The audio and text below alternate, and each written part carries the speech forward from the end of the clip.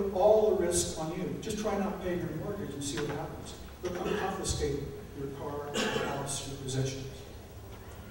And the Federal Reserve, like I said, isn't federal, there is no reserve. It is a private, for-profit, foreign-controlled.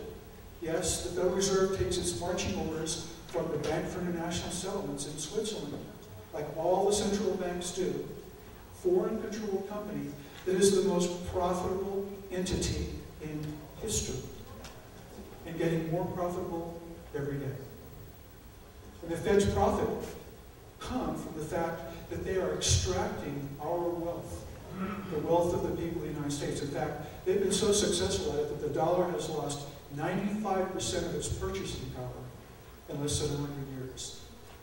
Their job, the Fed's, when they got their charter, their charter was to stabilize the currency. If I had anybody in one of my companies and this was on their SITREP report, what would I do to them? I'd fire their ass right away. And that's what we need to do with these guys. You wouldn't let anybody destroy your company single-handedly and ruin 95% of their value. Would you? No. Would anybody do that? No. Okay. Just want to see if you're awake. Because you see, up until 1913, there was money. The government printed money and spit into circulation. But after 1913, the Federal Reserve Act came to be, and what happened? By mid-1914, the Federal Reserve had extracted and removed every dollar in circulation. So there was no more money. And there hasn't been for 97 years. They replaced it with debt. If you don't believe me, open up your wallets and look at a dollar bill. You'll see that it says Federal Reserve Note. Note, it's debt. We all collectively owe an enormous amount of money under this debt system. And you can see right here, there it says Federal Reserve Note. Take a look. And here's how the scheme works. The government needs cash, so it creates T-bills, essentially notes. And then it sells those T-bills to the Fed. And then the Fed creates debt out of nothing and encumbers the United States with this debt plus interest.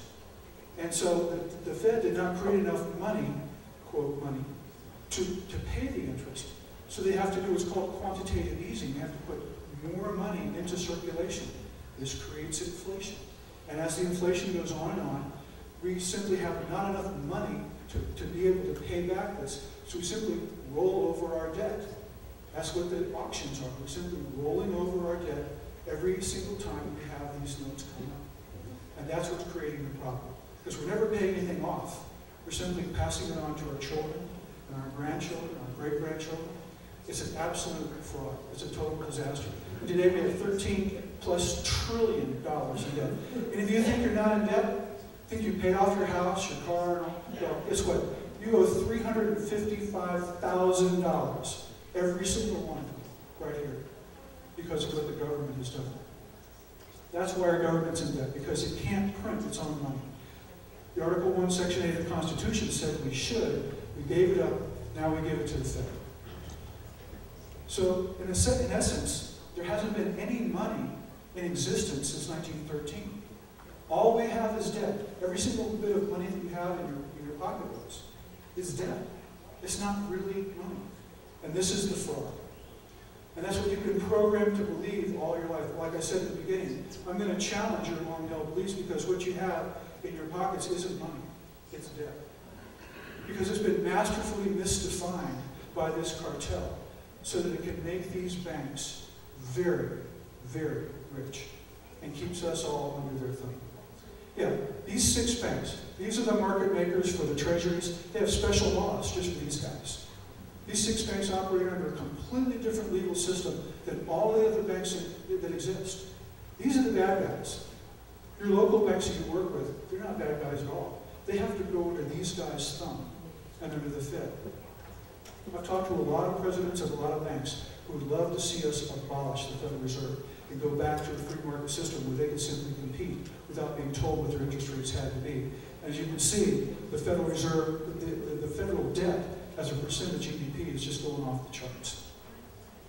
By the way, this is what $1 trillion looks like.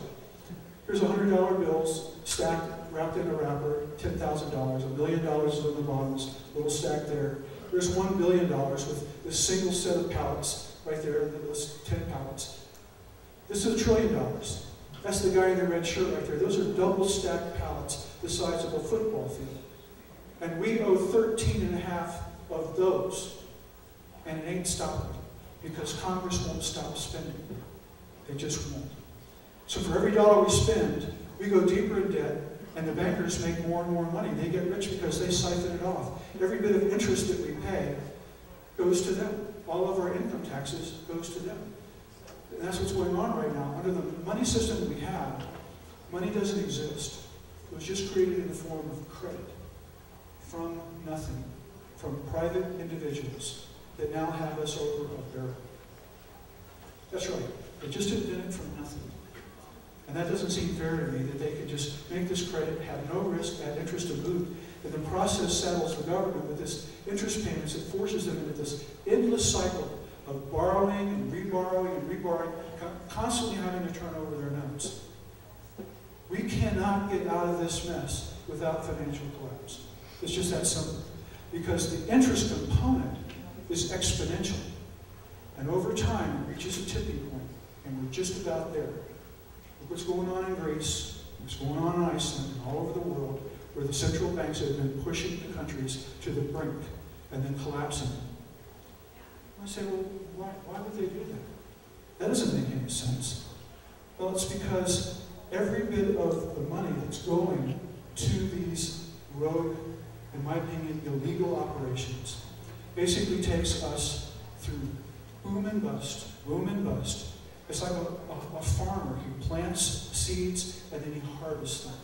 The banks loan you money knowing that a certain proportion of you out there will fail. Yes, they know ahead of time that there are people here that will not be able to make those payments. So they come and they take your car, they take your home, and they take your property because that's what you gave them in order to get the loan that they gave you.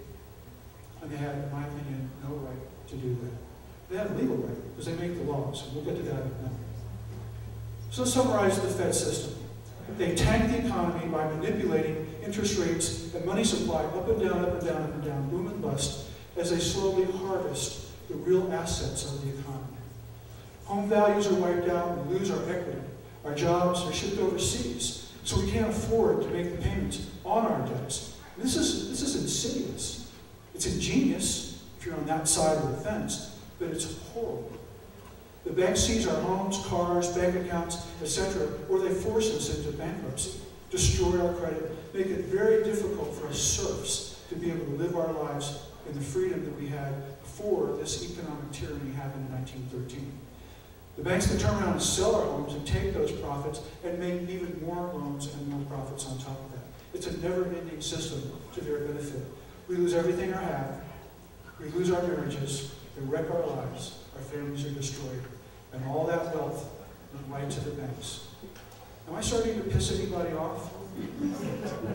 I mean, really. It's unbelievable that this whole system is true. It's been known. It was put in place. They knew what they were doing. This is not conspiracy theory. This is an economic fact. Make no mistake, the banks intend to take everything you have, everything I have. At the end of the day, it's going to be the banks versus the poor. And they're going to keep just enough of us around to serve them. This is no game. It's as real as it gets. And they've been running this game on us for almost 100 years. But we have a chance. Right now, we have a small chance to stop this tyranny. We must stop it. Otherwise, we're going to be doomed to this kind of economic collapse and failure. And the fortunes of most of us in this room will be wiped out. Here's the solution. It's really very simple. What we're going to do is we're going to end the Fed, just like Congressman Ron Paul has been talking about for a long time. He's been trying to do it through the Congress. The Congress won't do it. So what are we going to do? Well, we've got a few obstacles to get through, first of all. And the first are these guys, Timothy Geithner, Larry Summers, and Barack Hussein Obama, or Barry Thoreau, or whatever he calls himself these days. We have 435 representatives and 100 senators, and they're not doing anything. They are obstacles to our freedom. They are imposing this tyranny on us. We've got the Wall Street bankers. And finally, we have the Federal Reserve itself, with over 100 changes in its original Federal Reserve Act, amendments to it, stuck together. It's absolutely a disaster in terms